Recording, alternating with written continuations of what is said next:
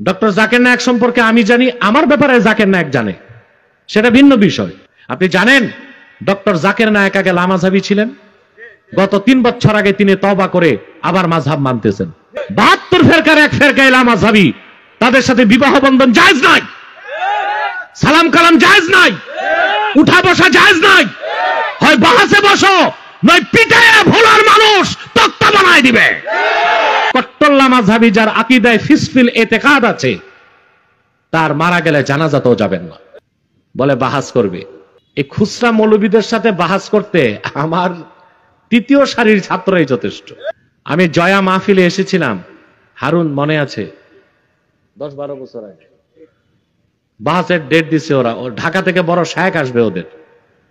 আমি আর নাম বললাম না, 2 বড় শায়েখের নাম বলছে।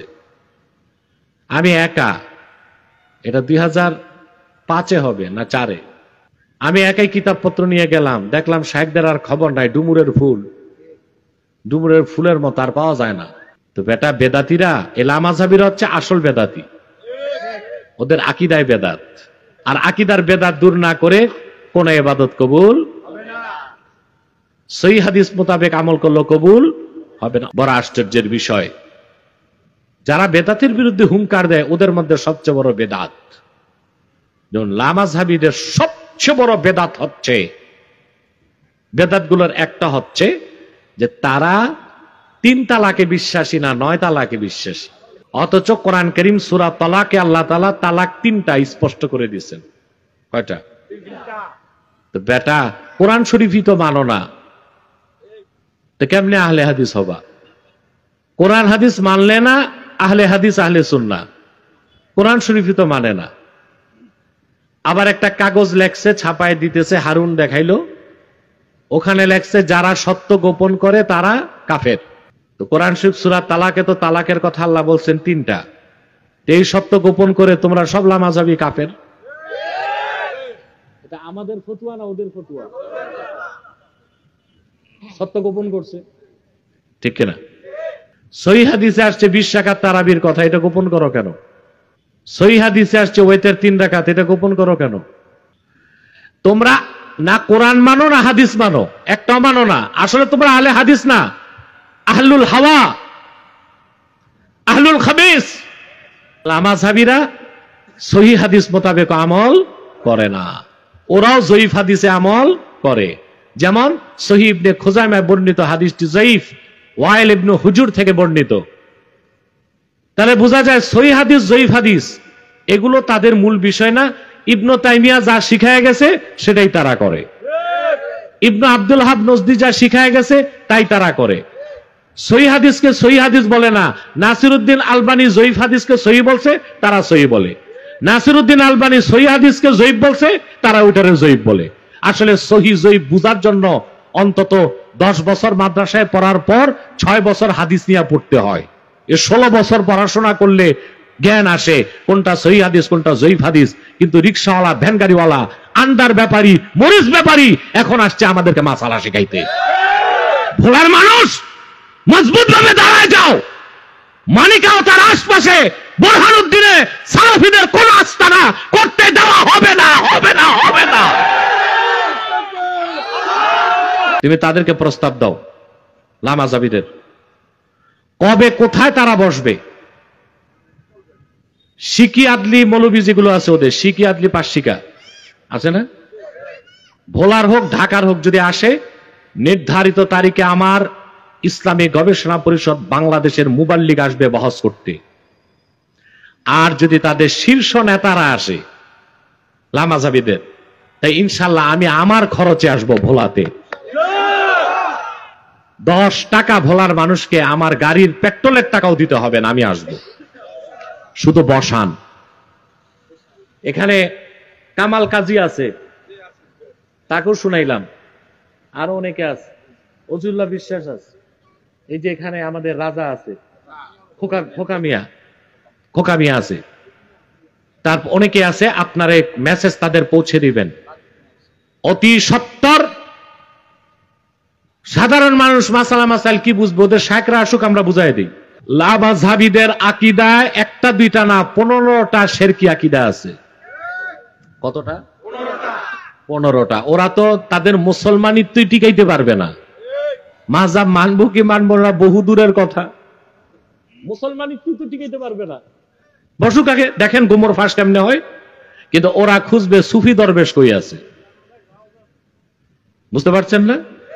খুঁজে কি সুফি দরবেশ কই আছে। সুফি দরবেশরা ঠান্ডা, চুপচাপ থাকে। ঠান্ডা দিয়া তো সব জায়গায় কাজ হয় না, কখনো নরম কখনো গরম, ঠিক কিনা? অথবা তাদেরকে প্রস্তাব দিবেন, তারা যদি তাদের এই মৌলবীদেরকে ঢাকা থেকে আনুক, ভোলা থেকে আনুক, আমার গবেষণা পরিষদের গবেষকরা আসবে। আর যে তাদের শীর্ষ নেতা বাংলাদেশে নাম আছে কয়েকজনের, বললাম না, ওদেরকে যদি আনে আমি নিজে উপস্থিত হব ইনশাআল্লাহ।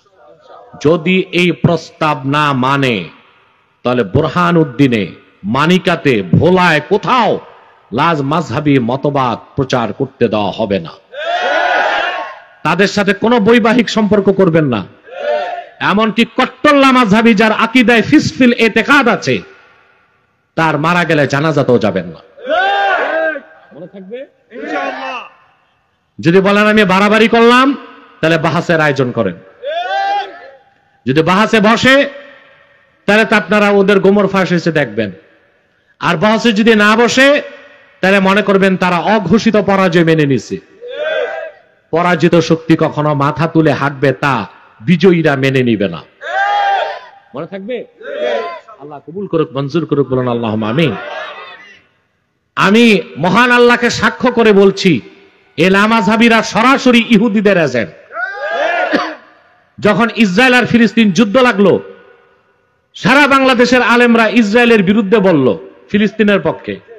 সারা দুনিয়ার মুসলমানরা নিল ফিলিস্তিনের পক্ষ, ইসরায়েলের বিরুদ্ধে। আর বাংলাদেশের লামাযহাবীরা হামাসের বিরুদ্ধে ফতোয়া দিল যে হামাসের উচিত হয় না যুদ্ধ করা।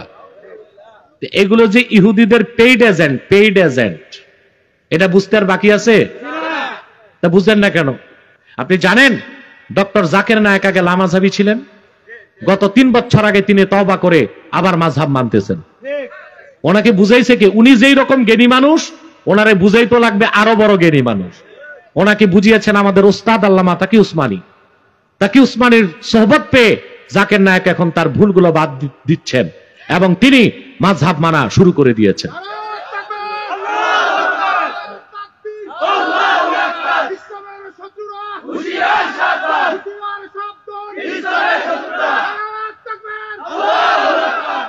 ডক্টর জাকির নায়েক সম্পর্কে আমি জানি, আমার ব্যাপারে জাকির নায়েক জানে, সেটা ভিন্ন বিষয়। কিন্তু doctor Zakir Naik comparative religion, তুলনামূলক ধর্মতত্ত্বে পৃথিবীতে 1 নাম্বার। শাফি মাযহাবের অনুসারী ছিলেন তারা, নায়েক বংশের লোক। তারা কি বংশ? বম্বে বাড়ি ছিল, বুঝলেন? ওনারা সব ছিলেন শাফি।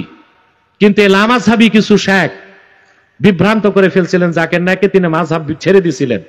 পরবর্তীতে তাকি উসমানীর সোহবত পেয়ে, তাকি উসমানের বইপত্র পড়ে তিনি ভুল বুঝতে পারছেন, এখন তিনি মাযহাবের পক্ষে অবস্থান নিয়েছেন। এই কোথাকার লামাযহাবী, এই শিকিয়াতলি পার্সিকা বল্টু ছল্টুরা এখন হানাফি মাযহাবকে চ্যালেঞ্জ করে। চিন্তা করেন, লামাযহাবী যে একটা বাতিল ফেরকা, বুঝেন না? আমাদের মসজিদগুলোতে কি ভাগ থাকে? হানাফি মসজিদ, শাফি মসজিদ, মালিকি মসজিদ থাকে। তাহলে লামাযহাবীদের মসজিদে কেন লেখা থাকে আহলে হাদিস মসজিদ, সালাফি মসজিদ? তাতে তো বোঝা যায় ওরা যে একটা ফেরকা, এটা নিজেরা ঘোষণা দিছে, ঠিক কিনা? 72 ফেরকার এক ফেরকায় লামাযহাবী। তাদের সাথে বিবাহ বন্ধন জায়েজ নাই, সালাম কালাম জায়েজ নাই, উঠা বসা জায়েজ নাই। হয় বাহাসে বসো, নয় পিটায়া ভোলার মানুষ তক্তা বানায় দিবে। আমি 1 মাস সময় দিয়ে যাচ্ছি তাদেরকে। হারুনের মাধ্যমে প্রস্তাব পাঠাইছি অলরেডি যে ওরা বাহাসে বসবে, আমরা প্রমাণ দিব ওরা বাতিল ফেরকা। ওদের যদি স্থানীয় মৌলবী বা ঢাকা থেকেও আসে, আমার মুবাল্লিকরা বসবে। আর ওদের শীর্ষ নেতা 3 জনের নাম আমি বলে দিয়েছি হারুনের কাছে। এরা যদি আসে, আবারও বলছি, ভুলবেন না, আমার নিজ খরচে আমি ভোলায় উপস্থিত হব। ওরা বলছে তোফায়েল সাহেবকে রাখতে হবে, এমপি রাখতে হবে, এটা তো আরো ভালো জিনিস।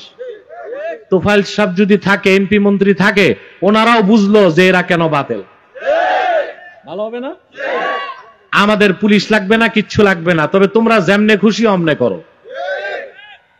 স্ট্যাম্প হবে, বাহস করো, স্ট্যাম্প হবে, ডিড হবে।